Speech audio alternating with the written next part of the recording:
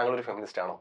ഉറപ്പായിട്ടും ആണല്ലോ. എന്നോട് ചോദിച്ചാൽ ഞാനും ആണെന്ന് തന്നെ പറയും കേട്ടോ. അതെ അതെ ഞാനും ഒരു ഫെമിനിസ്റ്റ് ആണ്. ഫെമിനിസം എന്ന് നമ്മൾ ഗൂഗിളിൽ ടൈപ്പ് ചെയ്ത് കൊടുത്താൽ ഇക്വാലിറ്റി എന്നതിനപ്പുറത്തേക്ക് ഉറപ്പായിട്ടും. പക്ഷെ എനിക്ക് ഒത്തിരി ഫെമിനിസ്റ്റ് ആൺ സുഹൃത്തുക്കളുണ്ട്.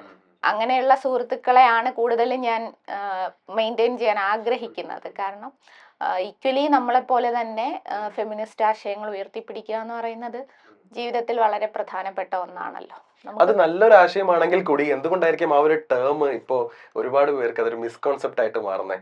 അത് യഥാർത്ഥത്തിൽ അത് എന്താണെന്ന് മനസ്സിലാക്കാതെ പലരും പ്രതികരിക്കുന്നു എന്നുള്ളതാണ്. അത് വളരെ മോശം പ്രയോഗങ്ങൾ. ഫെമിനിച്ചി, ഇടയ്ക്ക് അരുന്ധതി എന്നോട് പറഞ്ഞു, ഫെമിനിച്ചി എന്നുള്ള വിളി എനിക്ക് ഭയങ്കര ഇഷ്ടമാണ് ചേച്ചി, ഞാനത് എൻജോയ് ചെയ്യുന്നു എന്ന് പറഞ്ഞിരുന്നു.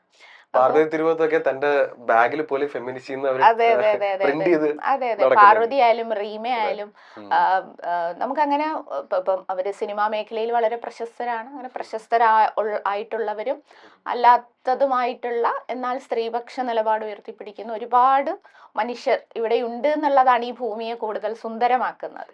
ഇപ്പൊ കഴിഞ്ഞ ദിവസങ്ങളിലൊക്കെ നമ്മൾ ചില സുഹൃത്തുക്കളെ പരിചയപ്പെട്ടു, QR കമ്മ്യൂണിറ്റിയിലുള്ളവർ. അവരും ഈ നാടിനകത്ത് ജീവിക്കണം, അതും ഞങ്ങളുടേത് കൂടിയാണ് ഈ ഭൂമി എന്ന് പറഞ്ഞുള്ള ഒരു കോൺസെപ്റ്റ് മുമ്പോട്ട് വയ്ക്കുകയും അതിന് അംഗീകാരം നേടാൻ വേണ്ടി പോരാടുകയും ചെയ്യുന്നവരാണ്.